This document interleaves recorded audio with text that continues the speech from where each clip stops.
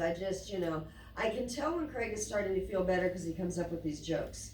I can tell I'll be feeling better when I start getting them.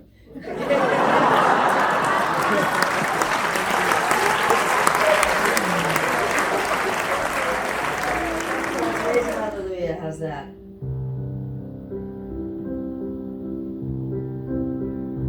I raise a hallelujah.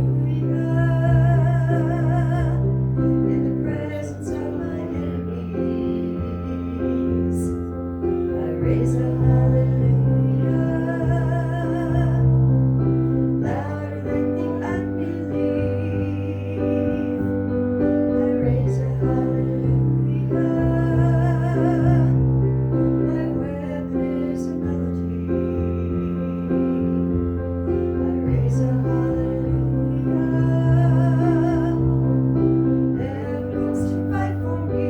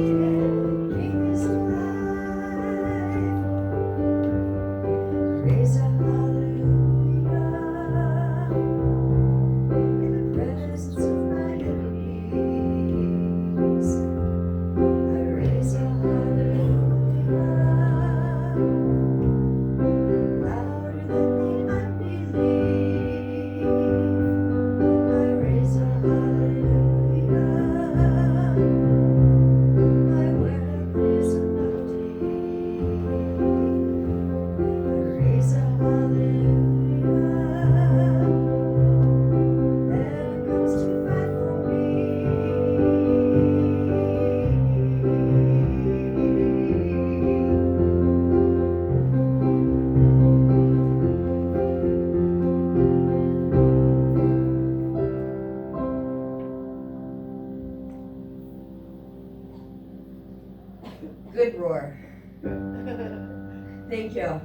said, Lord, Because we three can't rows all. ago. And I said, no. Then you did it and you're fine.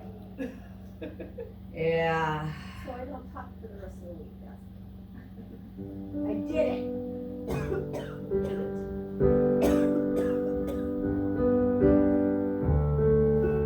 Never once.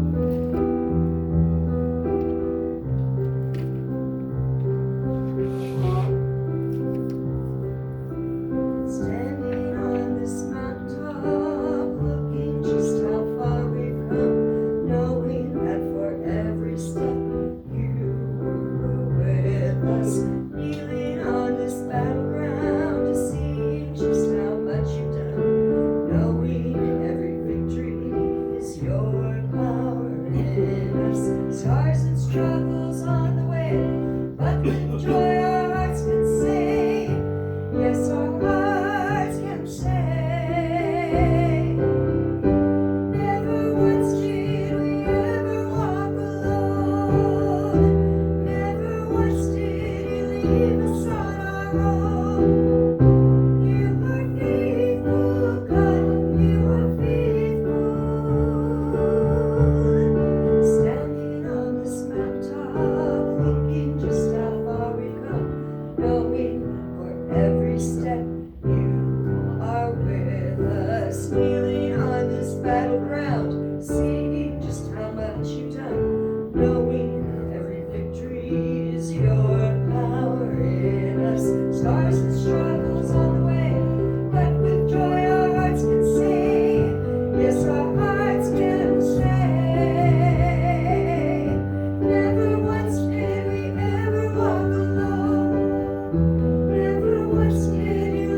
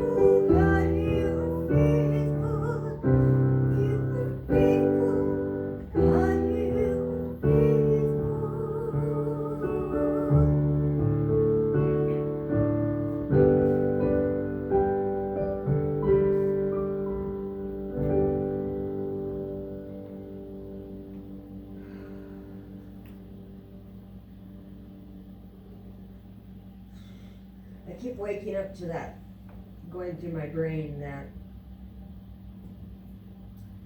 never once do we ever walk alone, and I think that's something that Craig and I have been needing, and I know it kind of fits with everybody, you know. There's this place where we need to recognize, and we do recognize, we do not walk alone. Sometimes it feels like it, but we don't.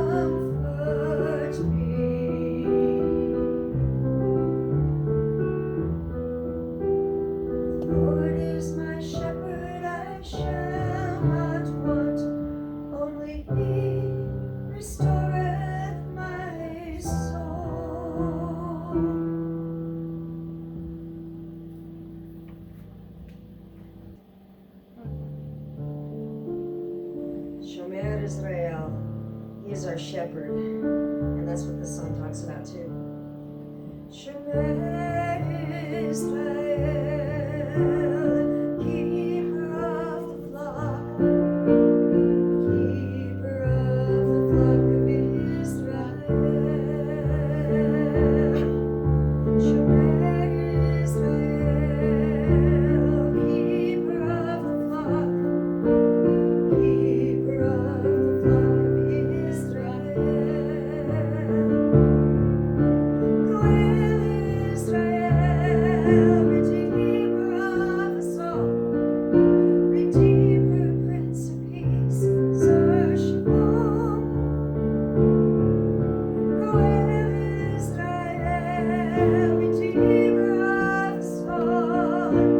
Redeemer, Prince of Peace, Sar Shalom. Shema Israel, Adonai Elohim. Shema Israel, Adonai El Shaddai. Zur Israel, Adon Yeshuati. Let us praise your holy name. Zur Israel, Adon Yeshuati. Let us praise your holy name.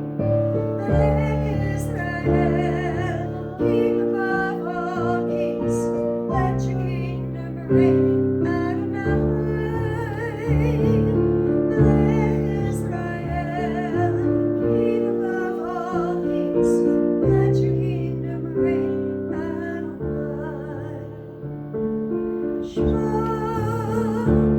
Israel, Adonai Elohim. Shema Israel, Adonai El Shaddai. Shema Israel, Adonai Elohim. Shema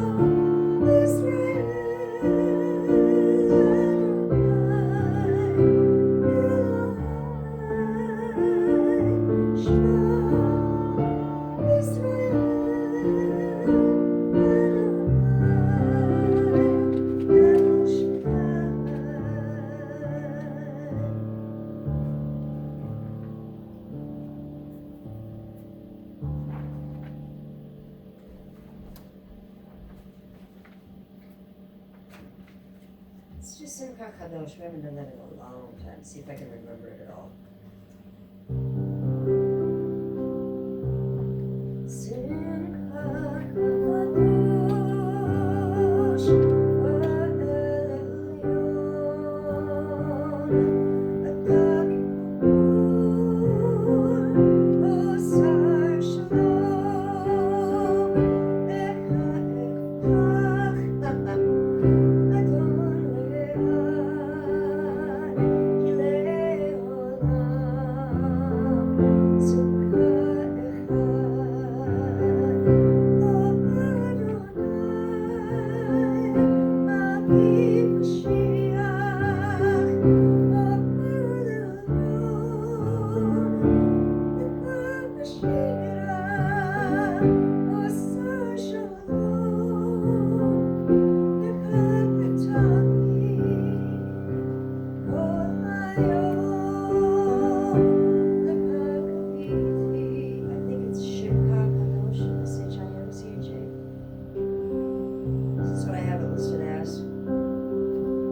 we haven't done it in a long time.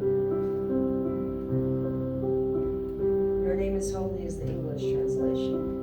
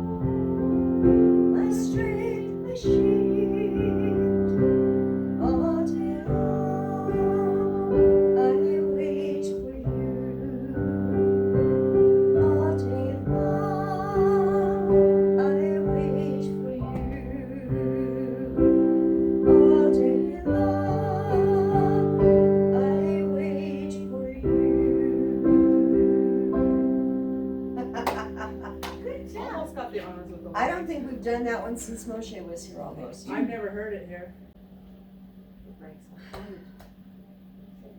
Are we ready to do Shema? Yes. And in that way, we need that. We need the shofar sound. We need to clear our hearts and our heads and our minds if this hasn't been able to do it yet.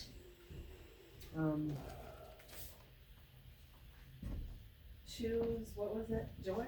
Choose joy. Choose joy. That's We the month, choose right? joy.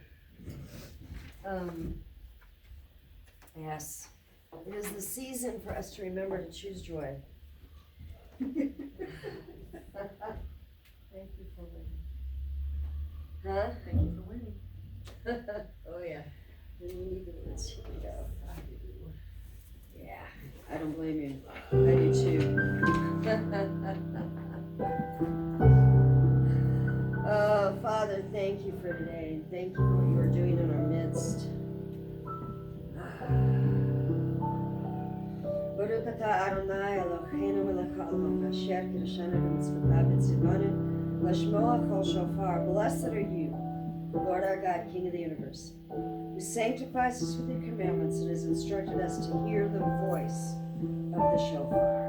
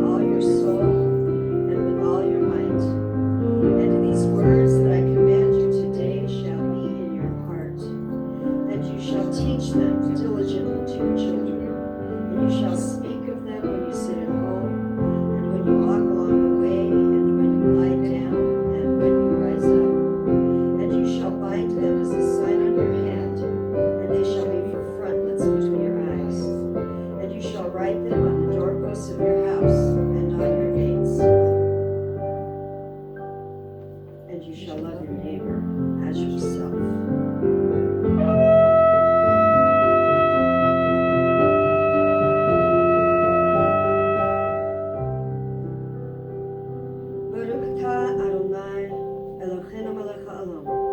אשר קדשנו במצוותיו וציוונו לחיות לגויים ונתן לנו ישוע המשיח אור העולם.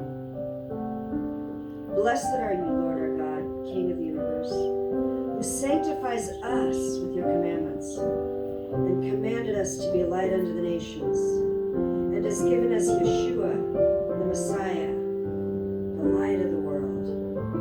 And Abba, Father, I thank you, for you are a good God. The commandments you have given us are good commandments. They are there for us and for our good and for the good of all mankind. You have not given us anything too heavy or too hard. You have spoken and you have said, this you do, this you don't do, that it may be well with you. You are a good God who loves us and who wants what's best for us, and I thank you for that. I thank you. I thank you that we can trust you.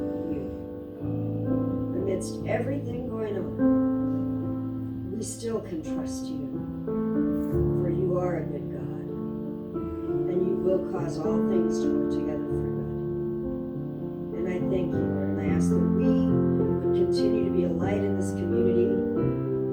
Even if it doesn't seem like it shines brightly, there are those who know us and know of us.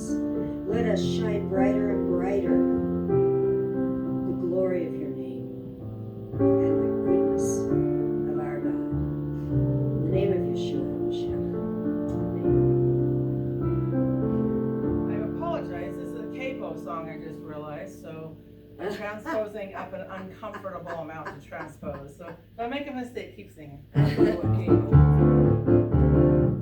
You shall go out with joy and be led forth with peace. The mountains and the hills shall ring forth before you. There be shouts of joy, and all the trees of the fields will clap their hands. And all the trees of the fields will clap their hands. The trees of the fields will clap their hands. The trees of the fields will clap their hands as you go out with joy.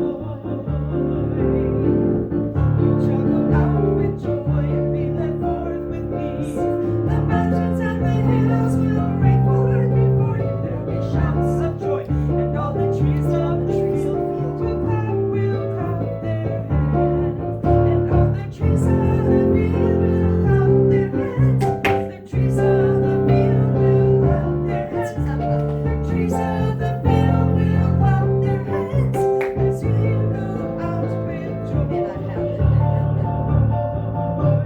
That was written by Stuart Dowerman, who was part of the Jews for Jesus movement.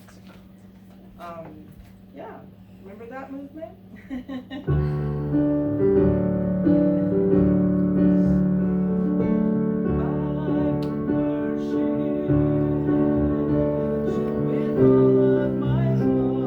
With all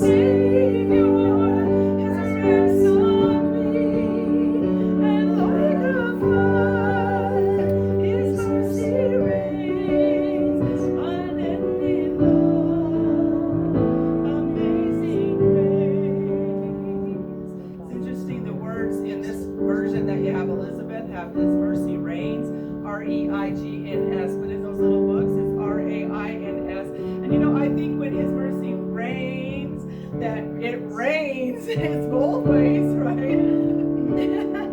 'Twas grace that taught my heart to fear, and grace my fears relieved. How precious did that grace appear, the hour I first believed.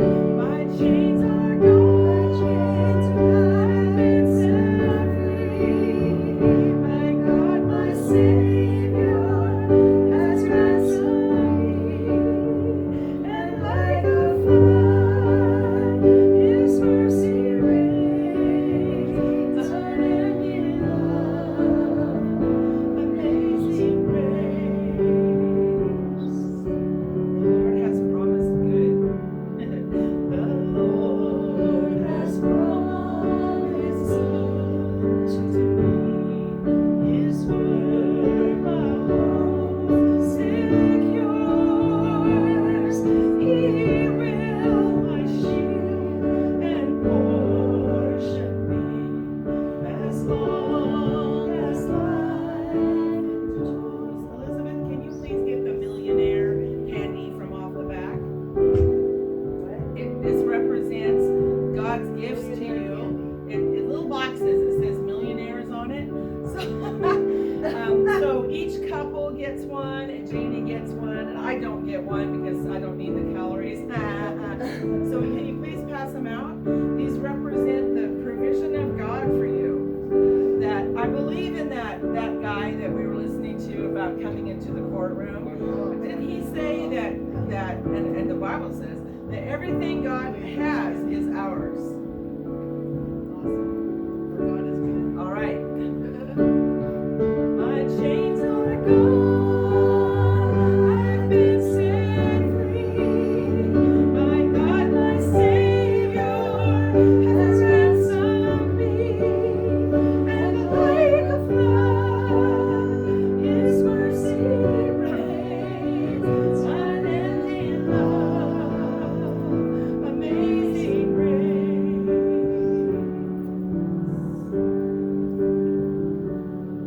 The earth shall soon dissolve like snow.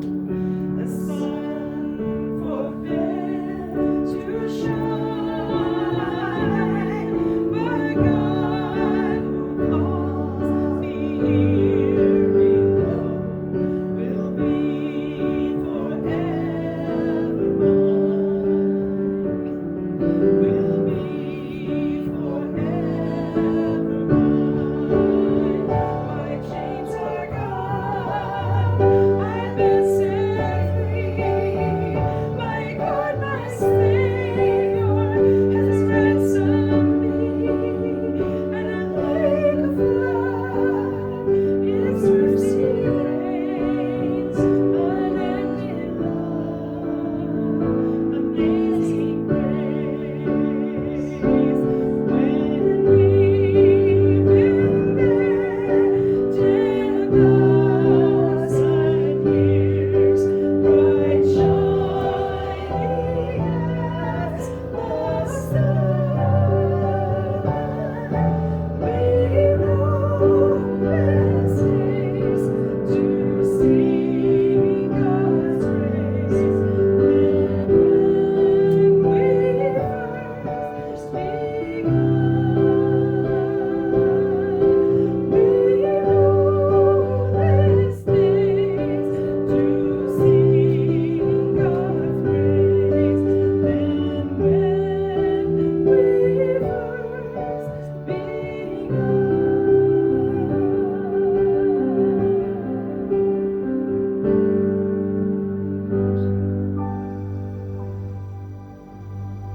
Amen.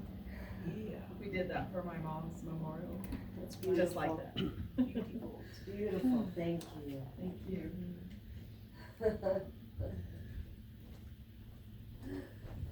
I love the freedom to move away from here for a while and worship for myself, because I really find I need that. I bet. And, I remember that. yeah, So I really, really appreciate the fact that Joy is here and can do that. And that Joy enters worship. You know? Well, you have to, or else you're just gonna just die. In fact, let me show you the little flower I got. Oh. Even when, this is a hyacinth, this one already bloomed and is gone. This one has already bloomed and is gone. And this poor thing is losing its stuff, you know. But even so, it still smells good. And I'm not sure what it means, but the Lord said, buy that. Beautiful. We are not done yet, you guys. Our Torah portion today is one of those weird ones. Well, Weird one? I wouldn't say it's weird. I'd say, what I should say is it's one of the most misunderstood portions of Scripture. And I say that because from this portion, a lot of things are pulled and people, because we interject our culture into theirs. Yeah. We interject our ideas and our language into what's written here in the translations instead of looking at what it meant to them, what the Hebrew means, and what it actually meant. Instead of looking at that, we just look at the black and white of it.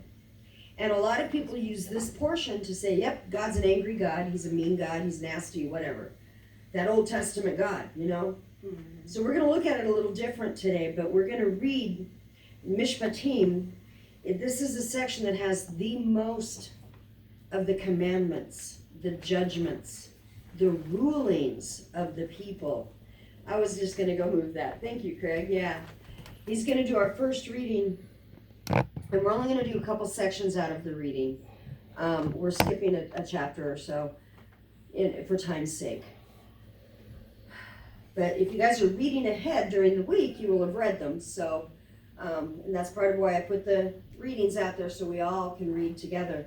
Exodus 21, verses 1 through 35, Mishpatim, or the rulings. Now these are the ordinances which you are to set before them. If you buy a Hebrew slave, he shall serve for 6 years. But on the 7th he shall go out as a free man without payment. If he comes alone, he shall go out alone. If he is the husband of a wife, then his wife shall go out with him. If his master gives him a wife, and she bears him sons or daughters, the wife and her children shall belong to her master, and he shall go out alone. But if the slave plainly says, I love my master, my wife, and my children, I will not go out as a free man, then his master shall bring him to God. Then he shall bring him to the door or the doorpost, and his master shall pierce his ear with an awl, and he shall serve him permanently. If a man sells his daughter as a female slave, she is not to go free, as the male slaves do. If she is displeasing in the eyes of her master, who designated her for himself, then he shall let her be redeemed. He does not have authority to sell her to a foreign people because of his unfairness to her. If he designates her for his son, he shall deal with her according to the custom of daughters. If he takes to himself another woman, he may not reduce her food, her clothing, or her conjugal rights. If he will not do these 3 things for her, then she shall go out for nothing, without payment of money. He who strikes a man so that he dies shall surely be put to death. But if he did not lie in wait for him, but God let him fall into his hand, then I will appoint you a place to which he may flee. If, however, a man acts presumptuously toward his neighbor, so as to kill him craftily, you are to take him even from my altar, that he may die. Excuse me. He who strikes his father or his mother shall surely be put to death.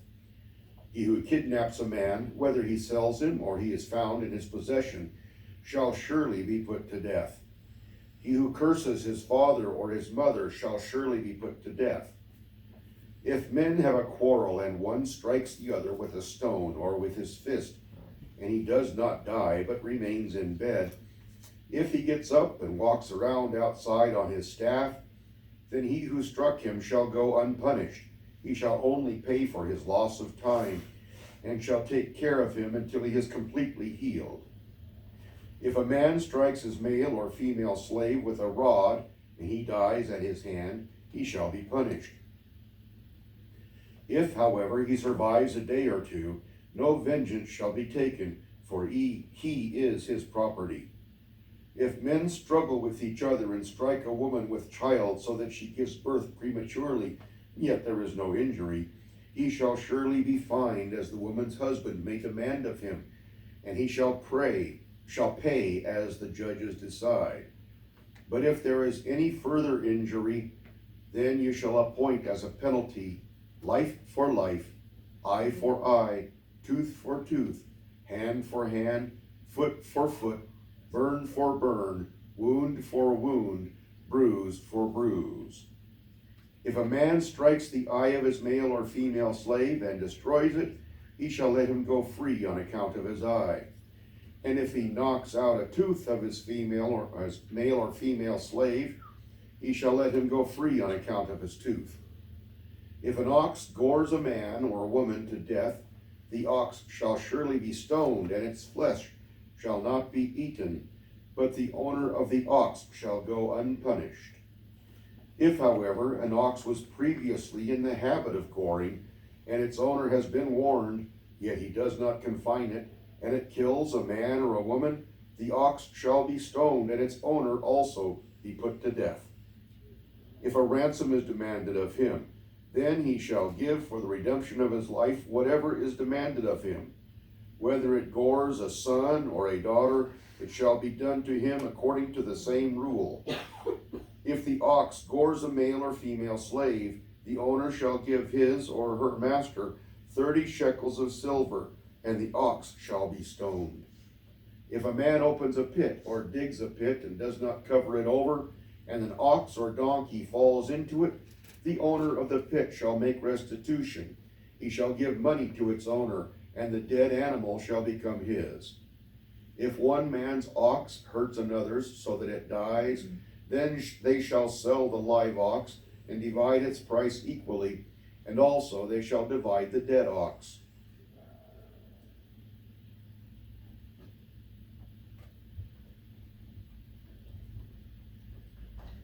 We're going to skip a portion and go to chapter 23. Janie's going to read chapter 23, verses 1 through 33, as we continue hearing the ordinances, the rulings that God has set up in his law for his kingdom. Exodus 23, 1 through 33.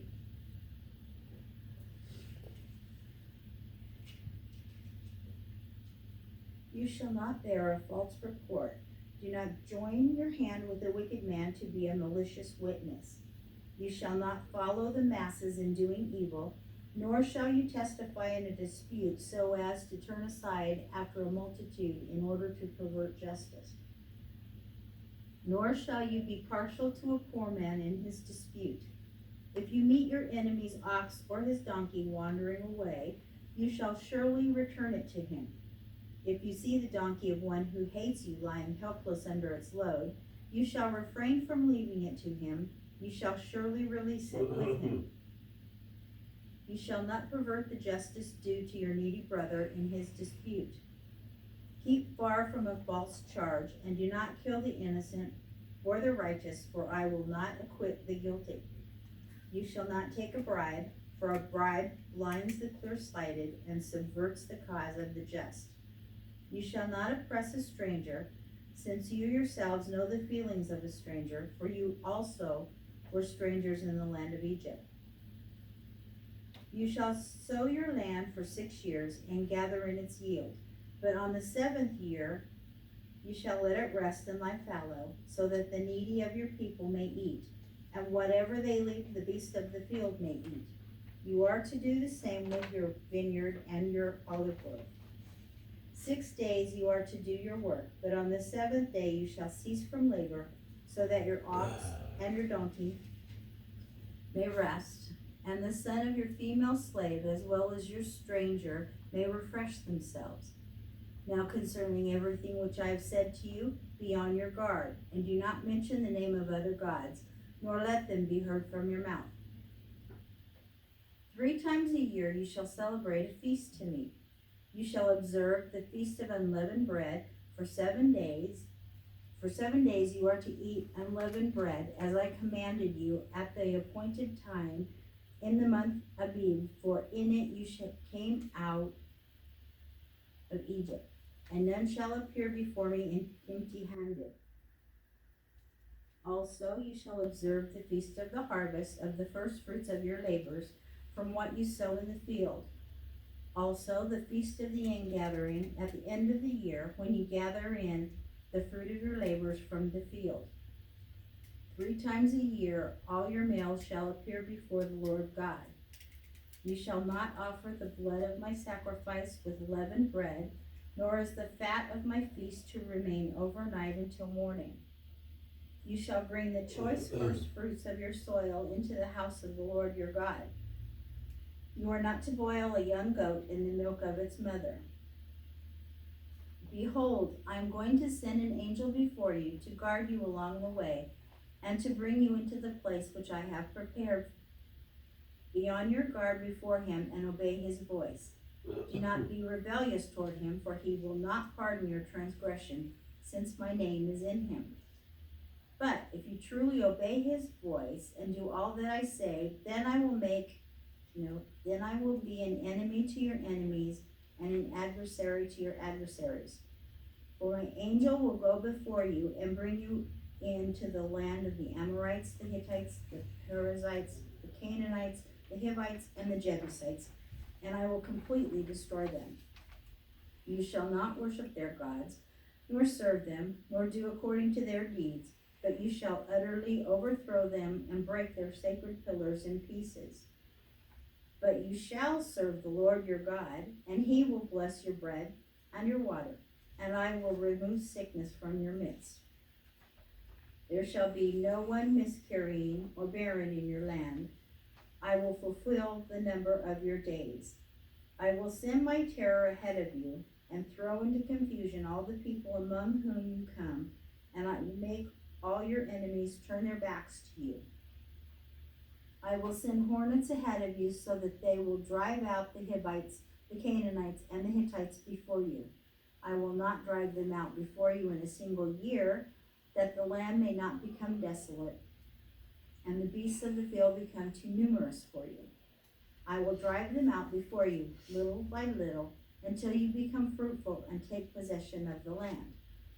I will fix your boundary from the Red Sea to the Sea of the Philistines, and from the wilderness to the river Euphrates, for I will deliver the inhabitants of the land into your hand, and you will drive them out before you. You shall make no covenant with them or with their gods. They shall not live in your land, because they will make you sin against me. For if you serve their gods, it will surely be a snare to you.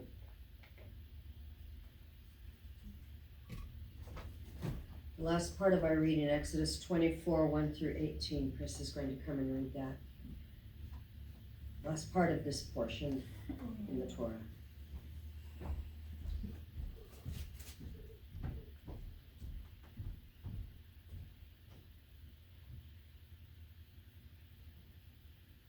Then he said to Moses, "Come up to the Lord, you and Aaron, Nadab and Abihu, and 70 of the elders of Israel, and you shall worship at a distance. Moses alone, however, shall come near to the Lord, but they shall not come near, nor shall the people come up with him." Then Moses came and recounted to the people all the words of the Lord, and all the ordinances, and all the people answered with one voice and said, "All the words which the Lord has spoken we will do." Moses wrote down all the words of the Lord. Then he arose early in the morning and built an altar at the foot of the mountain with 12 pillars for the 12 tribes of Israel. He sent young men of the sons of Israel, and they offered burnt offerings and sacrificed young bulls as peace offerings to the Lord. Moses took half of the blood and put it in basins, and the other half of the blood he sprinkled on the altar. Then he took the book of the covenant and read it in the hearing of the people, and they said, "All that the Lord has spoken, we will do, and we will be obedient." So Moses took the blood and sprinkled it on the people and said, "Behold, the blood of the covenant, which the Lord has made with you in accordance with all these words." Then Moses went up with Aaron, Nadab, and Abihu, and 70 of the elders of Israel. And they saw the God of Israel, and under his feet there appeared to be a pavement of sapphire, as clear as the sky itself. Yet he did not stretch out his hand against the nobles of the sons of Israel, and they saw God, and they ate and drank. Now the Lord said to Moses, "Come up to me on the mountain, and remain there, and I will give you the stone tablets with the law and the commandment which I have written for their instruction." So Moses arose with Joshua, his servant, and Moses went up to the mountain of God. But to the elders he said, "Wait here for us until we return to you, and behold, Aaron and Hur are with you. Whoever has a legal matter, let him approach them." Then Moses went up to the mountain, and the cloud covered the mountain. The glory of God rested on Mount Sinai, and the cloud covered it for 6 days. And on the 7th day he called to Moses from the midst of the cloud. And to the eyes of the sons of Israel, the appearance of the glory of the Lord was like a consuming fire on the mountaintop. Moses entered the midst of the cloud as he went up to the mountain, and Moses was on the mountain 40 days and 40 nights.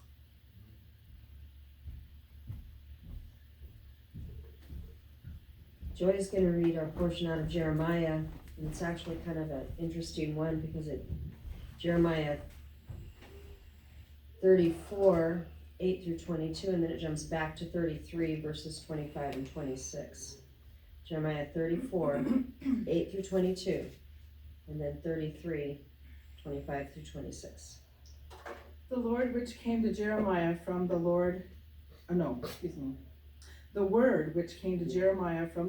after King Zedekiah had made a covenant with all the people who were in Jerusalem to proclaim release to them, that each man should set free his male servant, and each man his female servant, a Hebrew man or a Hebrew woman, so that no one should keep them, a Jew his brother, in bondage.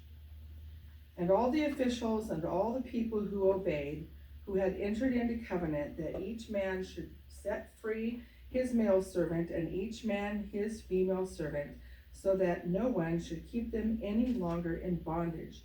They obeyed and set them free. But afterward they turned around and took back the male servants and the female servants whom they had set free, and brought them into subjection for male servants and for female servants.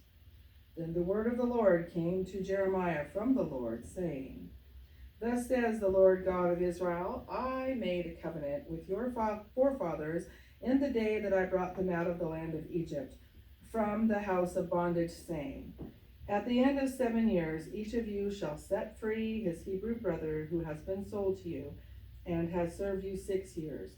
You shall send him out free from you. But your forefathers did not obey me or incline their ear to me. Although recently you had turned and done what is right in my sight, each man proclaiming release to his neighbor, and you had made a covenant before me in the house which is called by my name. Yet you turned and profaned my name, and each man took back his male servant, and each man his female servant, whom you had set free according to their desire, and you brought them into subjection to be your male servants and female servants. Therefore, thus says the Lord, you have not obeyed me in proclaiming release each man to his brother, and each man to his neighbor. Behold, I am proclaiming a release to you, declares the Lord, to the sword, to the pestilence, and to the famine. And I will make you a terror to all the kingdoms of the earth. I will give the men who have transgressed my covenant, who have not fulfilled the words of the covenant which they made before me, when they cut the calf in two and passed between its parts, the officials of Judah and the officials of Jerusalem, the court officers and the priests, and all the land of the people of the land who passed between the parts of the calf. I will give them into the hand of their enemies, and into the hand of those who seek their life. And their dead bodies will be food for the birds of the sky and the beasts of the earth. Zedekiah, king of Judah, and his officials I will give into the hand of their enemies, and into the hand of those who seek their life, and into the hand of the army of the king of Babylon, which has gone away from you. Behold, I am going to command, declares the Lord. And I will bring them back to this city, and they will fight against it, and take it, and burn it with fire. And I will make the cities of Judah a desolation without inhabitant. Back to chapter 33. Thus says the Lord, if my covenant for day and night stand not, and the fixed patterns of heaven and earth I have not established, then I would reject the descendants of Jacob and David, my servant, not taking from his descendants rulers over the descendants of Abraham, Isaac, and Jacob. But I will restore their fortunes and will have mercy on them.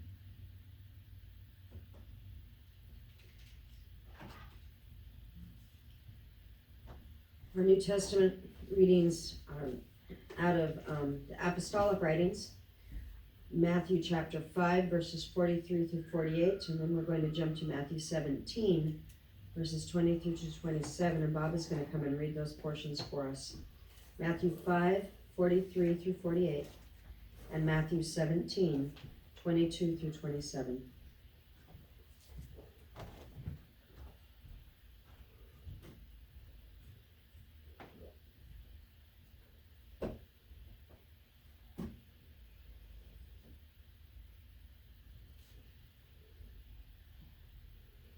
You have heard that it was said, you shall love your neighbor and hate your enemy.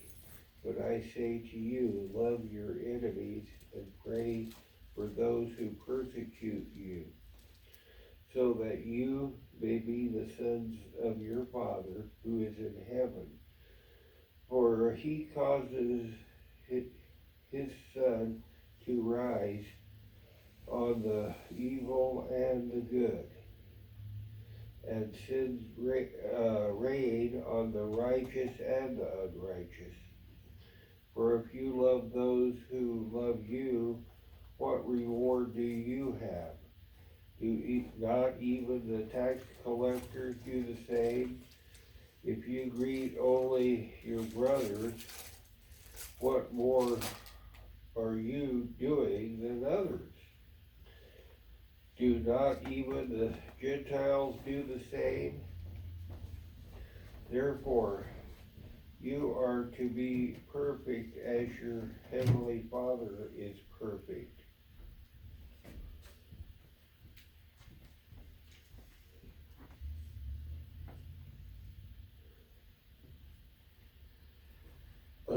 And while they were gathering together in Galilee, Jesus said to them, the Son of Man is going to be delivered into the hands of men, and they shall kill him, and he will be raised on the third day. And they were deeply grieved. When they came to Capernaum, those who collected the 2 drachma tax came to Peter and said, does your teacher not pay the 2 drachma tax? He said, yes. And when he came into the house, Jesus spoke to him first, saying, what do you think, Simon?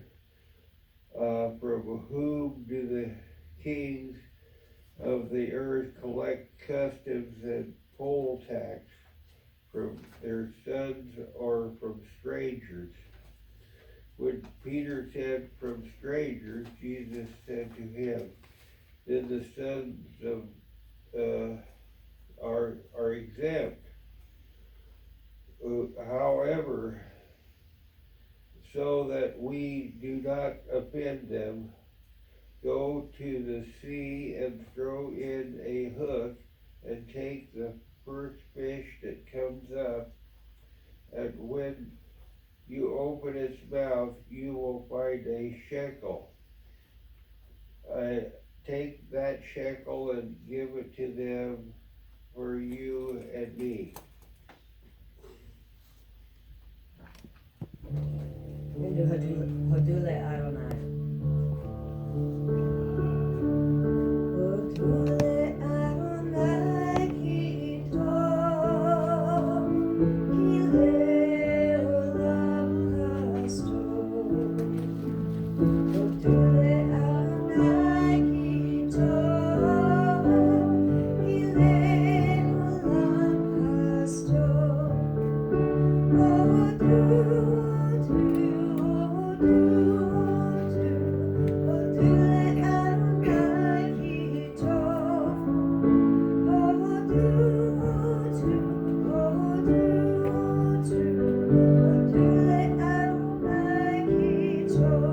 Give thanks to the Lord, for He is good. His love will forever endure. Give thanks to the Lord, for He is good. His love will forever endure. Give thanks, give thanks, give thanks, give thanks. His love will forever endure. Give thanks, give thanks, give thanks, give thanks. His love will forever endure. Hodule Adonai ki tov, ki le'olam chasdod. Hodule Adonai ki tov, ki le'olam chasdod.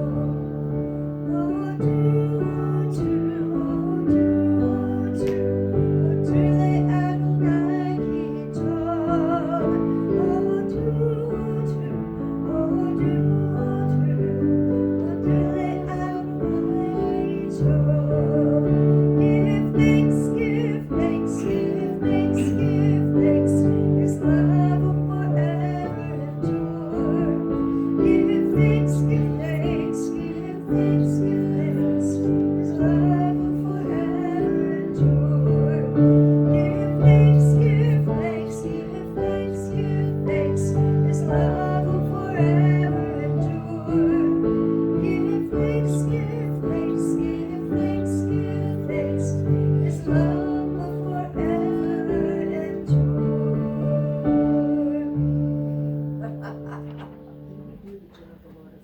What?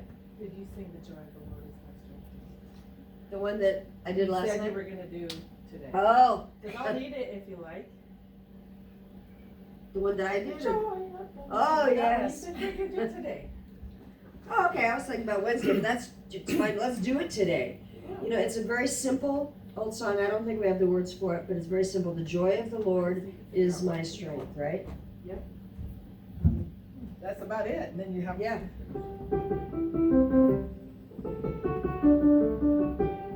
Let's Okay. go. The joy of the Lord is my strength. The joy of the Lord is my strength. The joy of the Lord is my strength. The joy of the Lord is my strength. He gives me living waters, and I thirst no more. He gives me living water and I thirst no more. He gives me living water and I thirst no more.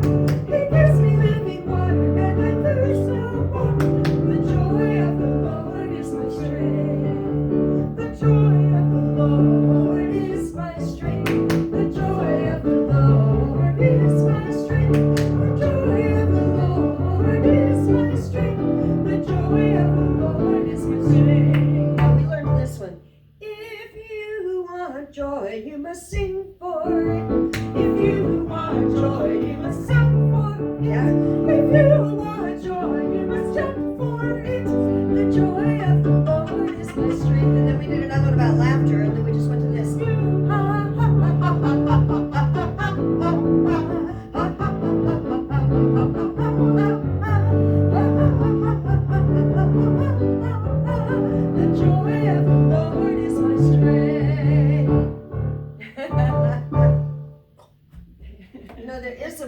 if we want his joy, sometimes we have to do something different than what we were doing. It's easy to fall into the doldrums. But if we want his joy, and we're supposed to go after that, especially in this season where we are to increase our joy, then maybe we need to change something we do. You're probably wondering, the second portion that we read out of Matthew 17, what that has to do with the Mishpatim. Well, it has more to do actually with the season we are in. Because on the 1st of Adar, the proclamation goes out, be prepared to bring the half-shekel offering. The half-shekel offering was brought every year at Purim and brought into the temple, and that was there to pay the bills of the temple or the synagogue. The half-shekel. And it's also how the people were counted. God had told them, don't count the people. You might think you're a big group.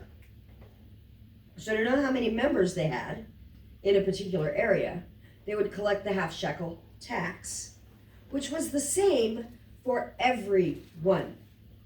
It didn't matter if you were rich or poor. It was the same. It was leveled the same. It wasn't a tithe, which is a percentage.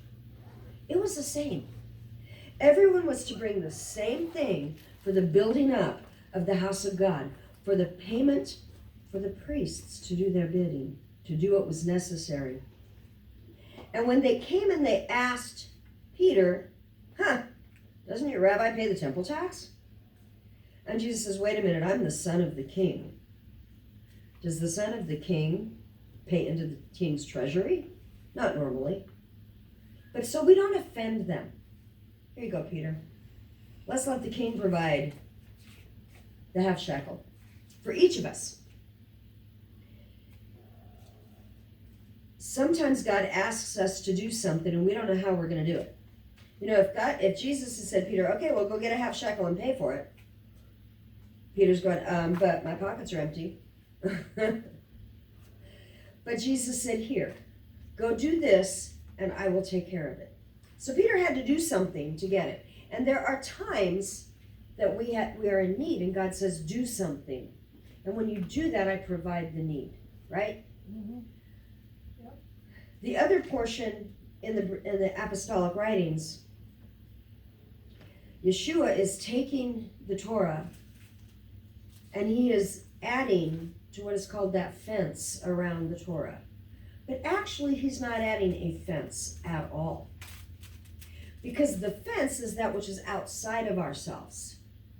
It's an additional rule outside. But what he's saying is, let's put this inside you. Inside you. You've heard that our fathers were told, love your neighbor and hate your enemy. God never told them to hate their enemy.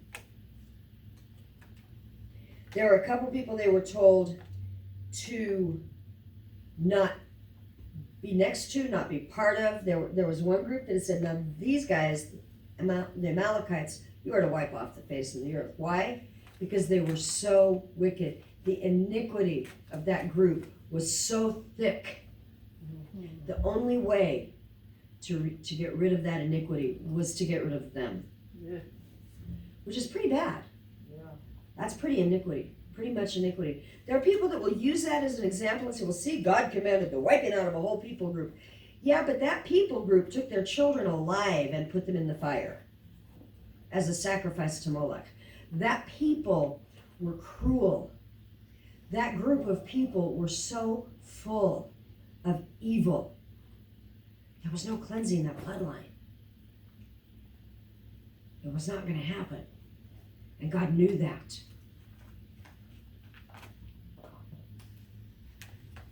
It's a hard one for us to get a concept of. But God actually wants us to love even our enemies. We are to walk in love. No matter what we do, we walk in love. I talked Wednesday night about my friend who had posted, they'll know we are Christians by our love. And she's using that as an attack against some of the political garbage that some of the extreme right-wing people are putting out there that isn't very loving. Is it? No. It's not. And I don't know if any of you guys watched the Democratic debates this last week. I didn't watch them. I didn't really need to watch them. I already know because I've read some of the stuff, what each of these people stands for. Each one is proclaiming, but it was kind of interesting because I had another friend who did watch it and said, you know, I was beginning to think it was more of a roast because they were attacking each other. They were so busy cutting down the next guy that they weren't telling us what they wanted to do. All they were doing was telling us what is wrong and what is bad about the other guy. That's what politics has become. And that's what our young people are seeing, some of our young people, and going, huh, this isn't that, that's not love. This isn't God. This isn't godly. They'll know we are Christians by our love. Love your neighbor. Love your enemy. Even if you don't agree with someone politically, you can still walk in kindness. You can still walk in love. We can still walk in truth and love. Speak the truth seasoned with grace. He doesn't tell us to take the truth and use it as a hammer over somebody's head. He never tells us that. I don't know, there are times that I think that I've been beaten up by my Bible, you know? Or I've had a few people try to use it to beat me up. Yeah. Few people that think that they are prophets, like Jeremiah. You know, Jeremiah was pretty strong here, right? He brought them out, he said, this is what God says to do, and they all said they were going to do it. And they made a show of it. They made a show of following the ordinance, following the rule, that if you have a servant, notice I said servant, because the translation slave is really not the best translation or the best understanding. This is more along the lines of if you have someone who has come in to live in your household and work for you, to where they are a part of your household now, you are responsible for their food, you are responsible for their clothing, but they are responsible to work for you in anything and in any way you assign them. Now, in our understanding, that becomes a slave, right? But in their understanding, that was not unusual. When you went to work, you went as an apprentice, or you went in as someone who owed money, or you went in order to be provided for. And our culture is so opposed to slavery, and we should be. Okay, there's a lot about slavery that has gone really bad. Yeah. Why? Because people are bad.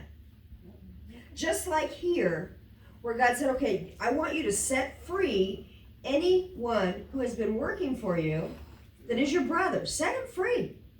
It's been more than 7 years, guys. The law says they can serve for 7 years, and after that, you set them free.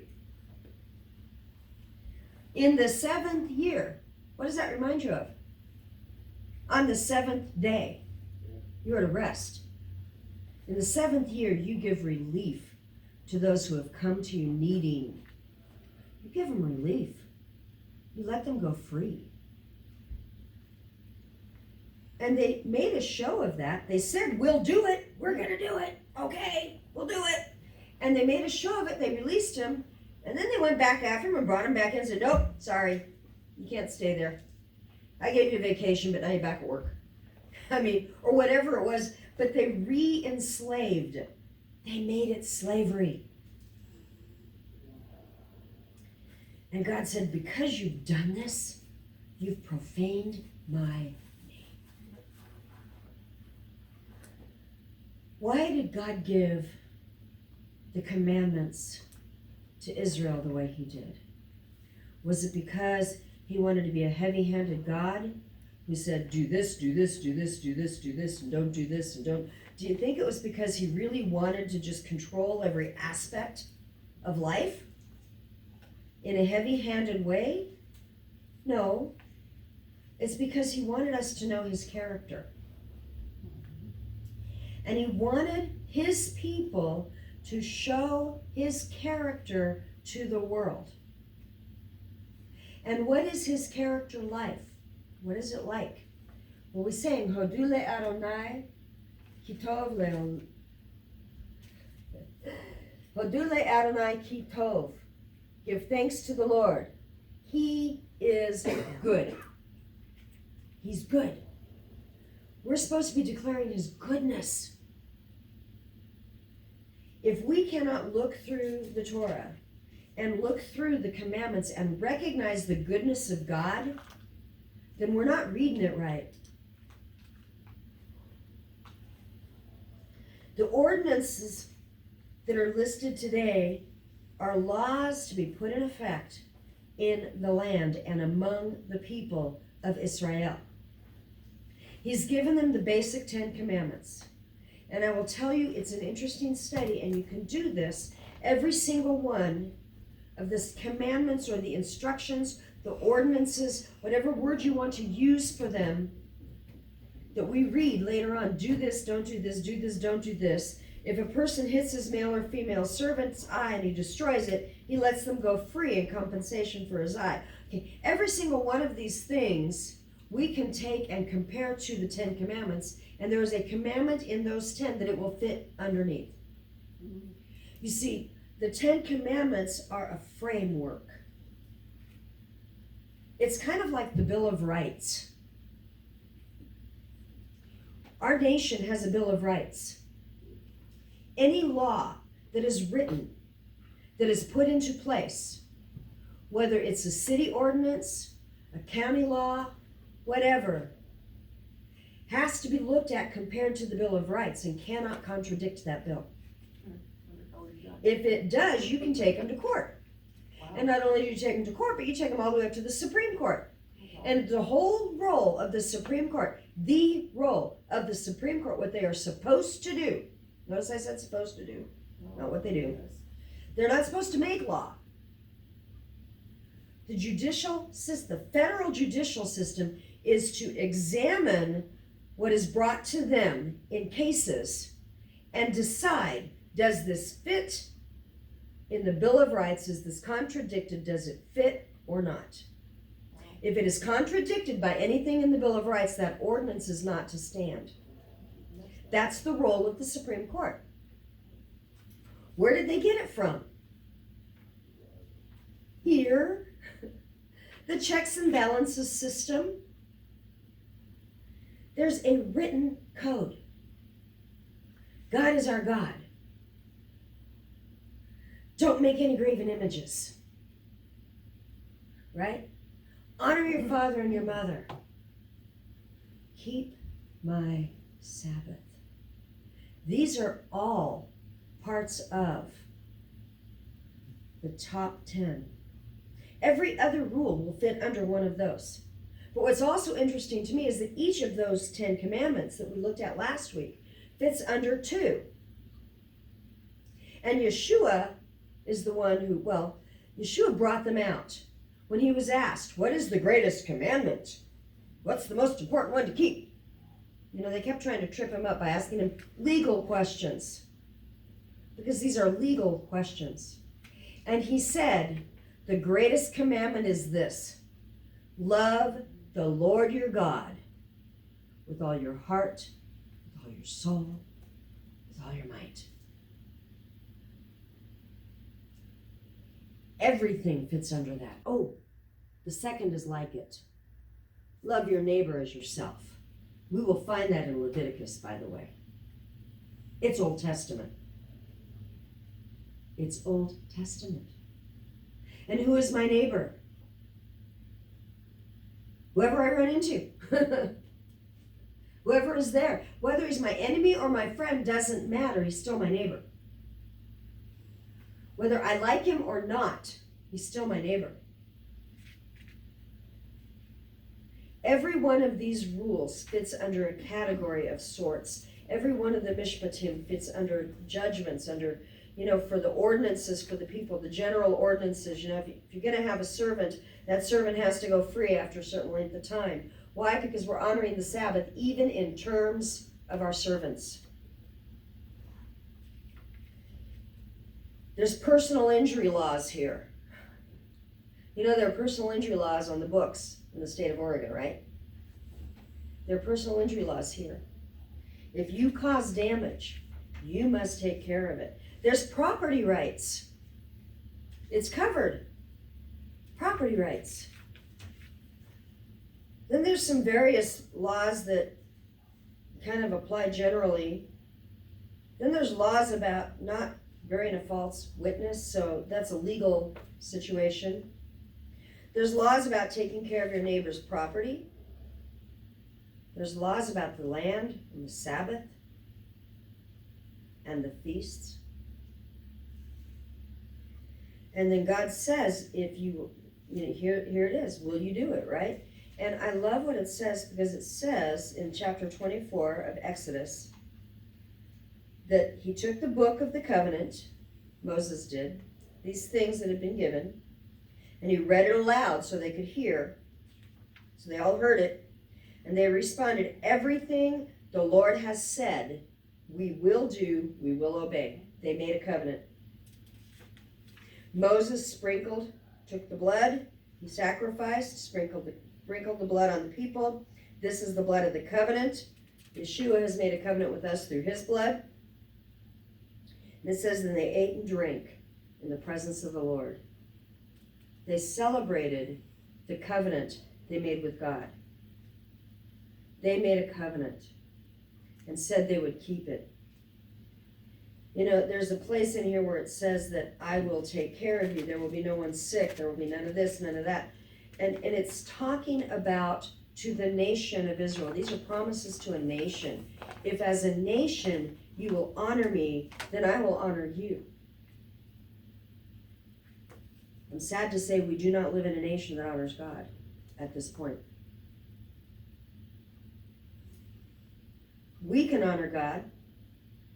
We can choose to honor him, and he will choose to honor us.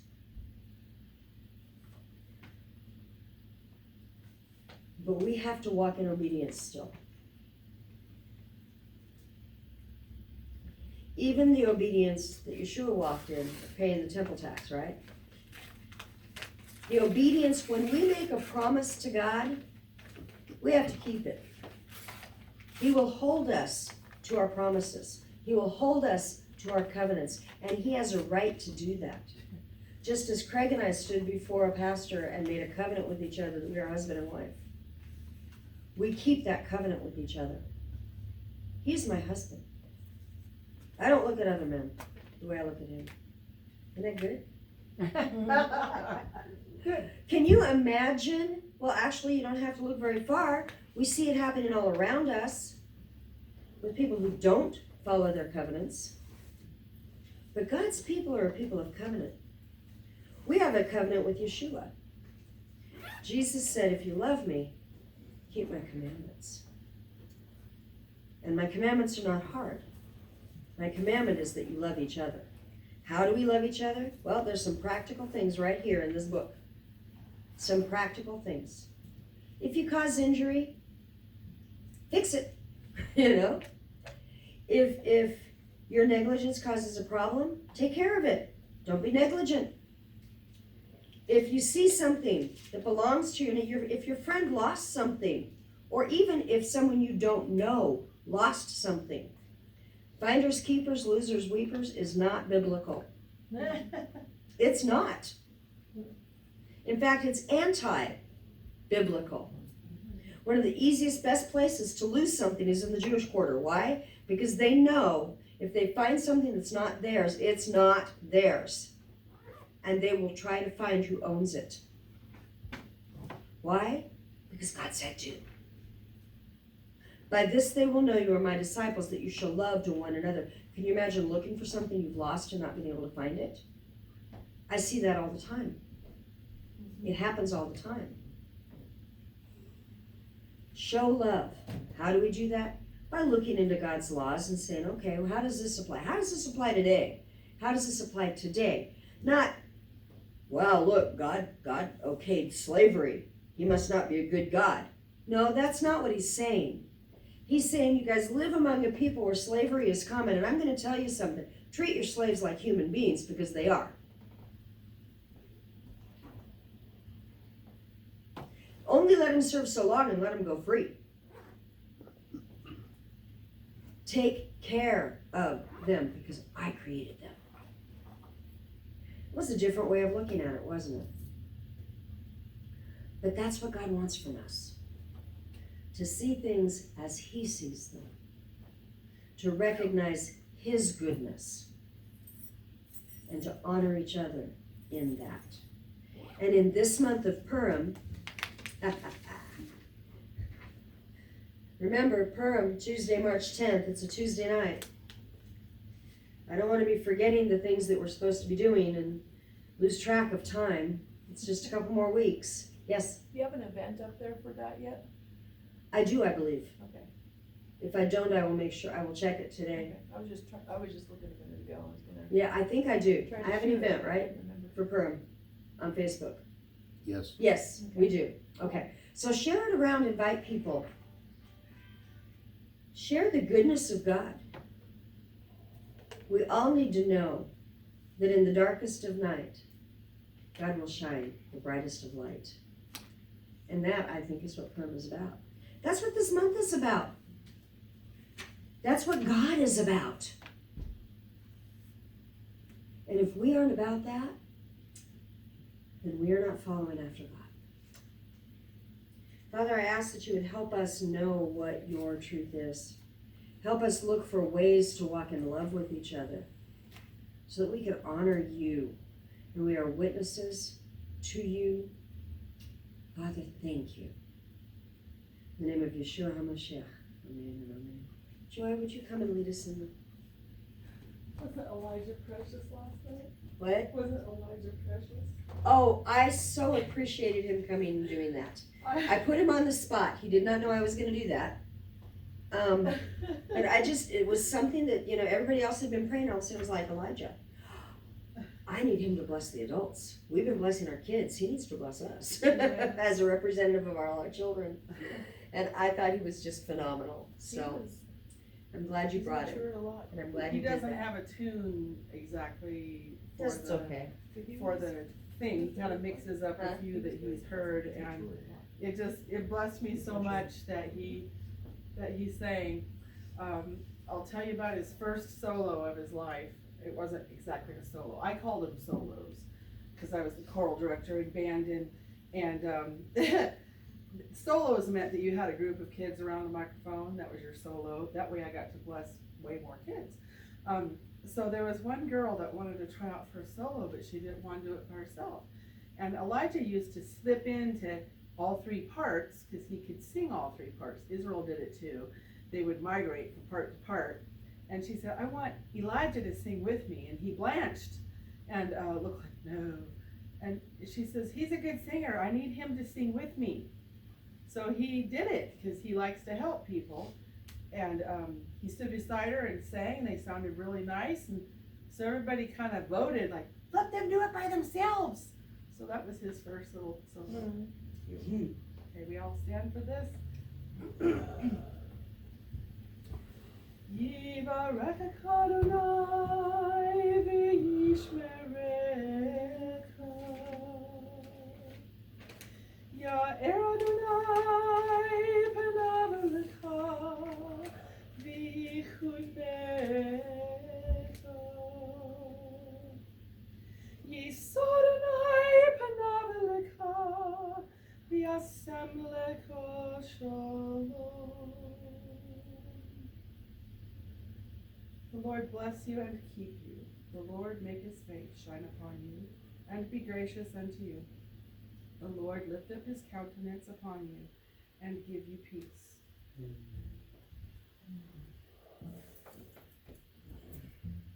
Now, the Lord lift up his countenance upon you is kind of like the same thing as well done, thou good and faithful servant. Because he wouldn't lift up his countenance upon you and give you peace if he weren't saying that. So to me, that thing that happened with John the Baptist and Jesus was part of the Aaronic blessing.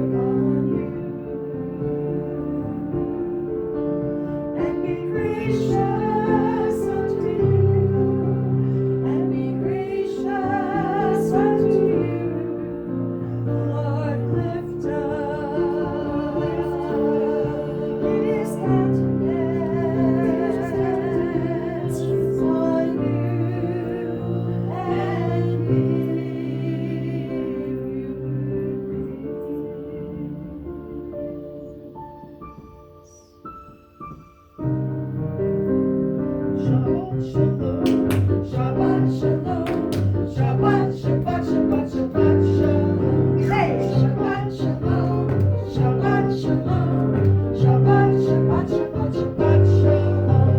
Shabbat, Shabbat, Shabbat, Shabbat shalom, Shabbat, Shabbat, Shabbat shalom, Shabbat shalom, Shabbat shalom, Shabbat, Shabbat, Shabbat, Shabbat shalom. Hey. The Lord bless you. The Lord bless you. And keep you. And keep you. The Lord make his face to shine upon you. The Lord bless you. The Lord bless you. And keep you. And keep you. The Lord make his face to shine upon you and be gracious unto you, and be gracious unto you. The Lord